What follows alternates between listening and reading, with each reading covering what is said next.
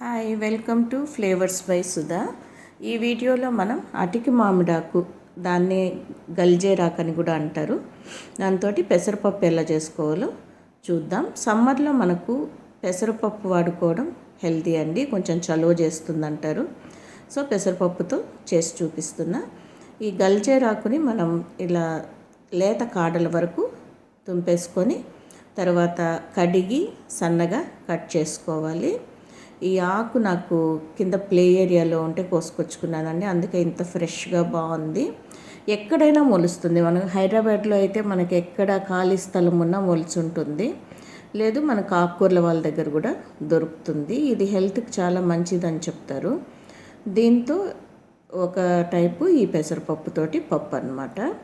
ఇది మనం సన్నగా కట్ చేసుకోవాలి. ఈ పెసరపప్పుతో పప్పు చూపిస్తున్నా కదండి, దీనిలో మనము ఈ ఆకే కాకుండా కావాలంటే పాలకూరతో కానీ ఒక క్యారెట్ వేసి కూడా చేసుకోవచ్చు. అలాగే కొంచెం బీరకాయ ముక్కలు వేసి కూడా మనం ఈ పప్పు ఈ సేమ్ ప్రాసెస్ ఏదైనా చేసుకోవచ్చు అనమాట. మిగతా వెజిటబుల్స్ లేదా ఆకుకూరలు కూడా వేసి ఈ పప్పు మనం చేసుకోవచ్చు. చాలా ఈజీగా అయిపోతుంది. మనం అన్నంలోకి చపాతీలోకి కూడా చాలా బాగుంటుంది, చాలా సింపుల్ కూడా. దీనికి ఇంత ఆకు ఉంది కదండి, దీనికి నేను 1/2 కప్పు పెసరపప్పు తీసుకుంటున్నా. 1/2 కప్పు పెసరపప్పుని మనం శుభ్రంగా కడిగి పక్కన పెట్టుకుందాము. 1కి 4 నీళ్లు వేస్తానండి నేను, ఎందుకంటే ఇది మనకు కొంచెం పలుచగా ఉంటే బాగుంటుంది, మరి గట్టిగా కాకుండా కొంచెం జారుగా ఉంటే బాగుంటుంది. దీనికి మనము ఇంకో 3 మిరపకాయలు, పచ్చిమిరపకాయలు 2 లేదా 3 వేసుకుంటే చాలు. కొంచెం కారం కావాలి అనుకుంటే ఇంక 2 వేసుకోండి. నేనైతే ఎక్కువ కారం లేకుండానే చేస్తాను దీన్ని, కావాలంటే ఆవకాయ వేసుకోవచ్చు కదా. సో అట్లా. ఇప్పుడు దీనిలోకి ఒక చిన్న ఉల్లిపాయను కూడా ముక్కలుగా తరిగి తీసుకోవాలి. అలాగే ఒక చిన్న టమాటోను కూడా సన్న ముక్కలుగా తరిగి తీసుకోవాలండి. ఇది మనకు చాకు మామూలుగా టమాటో కట్ చేసుకునేందుకు మామూలు కొంచెం పళ్ళున మాదిరి ఉంటుంది కదా, అట్లాంటి చాకు అయితే మనకు శుభ్రంగా తెగుతుంది అనమాట. అందుకని నేను చాకు మార్చుకున్నాను ఇక్కడ. ఈ చాకుతోటి సన్నగా కట్ చేసేసుకోండి. ఇప్పుడు మనము ఒక కుక్కర్ తీసుకుందాం. ఒక చిన్న కుక్కర్ తీసుకొని అందులో మనం కడిగి పెట్టుకున్న పెసరపప్పు వేసేసుకుందామండి. 1/2 కప్పు పెసరపప్పు కదా, దాన్ని వేసేసుకుంటున్నా. అలాగే మనం కట్ చేసి పెట్టుకున్న పచ్చిమిరపకాయలు, ఉల్లిపాయ, టమాటో అన్నీ కూడా దీనిలో వేసేసుకోవాలి. పైన ఆకుకూర కూడా వేసుకుందాము. వేసిన తర్వాత మనం దీనిలో సరిపడా ఉప్పు, కొద్దిగా పసుపు కూడా వేసుకుందామండి.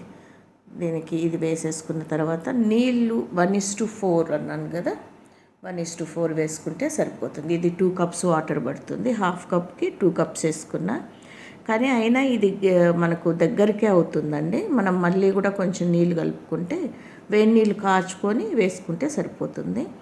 సరిపడా ఉప్పు, మీ టేస్ట్ని బట్టి ఉప్పు వేసుకోండి. అలాగే కొద్దిగా పసుపు. దీనిలో మనం చింతపండు పులుపు ఏం వేయము. మనం కావాలనుకుంటే నిమ్మకాయ పిండుకుంటే మంచి టేస్ట్ వస్తుంది, లేకపోతే మనము మామిడికాయ అయినా వేసుకోవచ్చండి. పచ్చి మామిడికాయ ఉంటే 2 ముక్కలు వేసేసుకున్నారంటే ఆ పులుపు వస్తుంది. అది కూడా కొంచెం ఫ్లేవర్ మారి కొంచెం తేడాగా బాగా అనిపిస్తుంది. కుక్కర్ పెట్టుకున్నారు కదా, ఇది ఒక 3 విజిల్స్ వచ్చేంత వరకు ఉడికించుకోండి. పెసరపప్పు కాబట్టి మనకు 3 విజిల్స్కి బాగా మెత్తగా ఉడికిపోతుంది. అలాగే తాలింపు కోసం మనము వెల్లుల్లి రెబ్బలు, కరివేపాకు, ఎండుమిరపకాయలు, కొద్దిగా మినపప్పు, ఆవాలు తీసుకుంటాము. వెల్లుల్లి రెబ్బలు కొంచెం ఎక్కువగా వేసుకుంటే బాగుంటుంది. మీరు దంచైనా వేసుకోండి, లేదా చిన్న ముక్కలు కట్ చేసైనా పెట్టుకొని వేసుకోండి. మనకు పచ్చి కరివేపాకు ఎప్పుడూ రెడీగా ఉండదు కదండి, ఒక్కొక్కసారి మనకు అందుబాటులో ఉండదు. సో నేను ఆరబెట్టి డ్రై చేసి పెట్టుకుంటాను. ఆ కరివేపాకు చూడండి, అది ఆ విధంగా ఉంటుంది మనకి. అది కూడా మనం కొంచెం నలిపి వేసేసుకున్నామంటే తాలింపులో వేగిపోయి కర్రీలో కలిసిపోయి దాన్ని ఏరు పెట్టే పని లేకుండా తినేస్తారు. సో ఇది మనం కరివేపాకు తినిపించాలి, హెల్త్కి మంచిది అనుకుంటే ఇది ఒక మెథడ్ అనమాట. కుక్కర్ చల్లారిన తర్వాత మనం మూత తీస్తే ఈ విధంగా ఉడికిపోయి ఉంటుంది. నీళ్ళన్నీ కూడా పీల్ చేసుకొని గట్టిగానే అయిందండి. సో దీనిలో ఒకసారి పప్పు గుత్తి పెట్టి తిప్పేసుకుందాము, ఎందుకంటే మనం కొంచెం మిరపకాయలు అవి కూడా మెదగాలి కదా. నాకు ఇక్కడ బాగా ఉడికిపోయినాయి కాబట్టి నాకు గెరెట్తోనే మెదిగిపోయింది.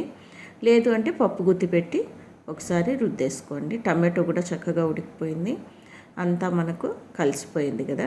మనం ఈ విధంగా ఆకు కట్ చేయకపోతే ఆకు ఉండలుగా ఉంటుంది, అందుకని మనం ఆకు కట్ చేసుకుంటేనే బెటరు. ఇప్పుడు మనం దీనికి తాలింపు పెట్టుకుందాము. ఒక టేబుల్ స్పూన్ నెయ్యి వేసుకోండి. దీనికి నెయ్యి తాలింపు పెడితేనే బాగుంటుంది. తిరగవాతకు నెయ్యి వేసుకుంటే పప్పు ఇప్పుడు బాగుంటుంది. అన్ని పప్పులకు కూడా మనం తిరగవాతకు నెయ్యి వేసుకుంటే బాగుంటుంది. అలా కాదు అంటే మనం ఇంకా నూనె అయినా వేసుకోవచ్చు. మినప్పప్పు, ఆవాలు వేసేసుకున్నానండి.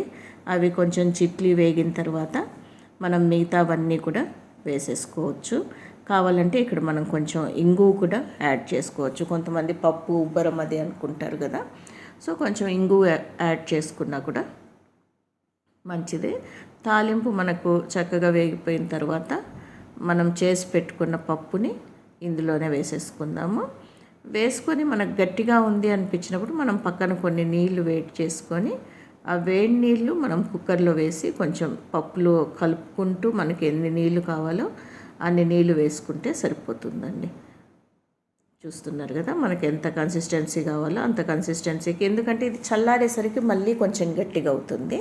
సో కొంచెం పలుచగా పెట్టుకుంటే బాగుంటుంది.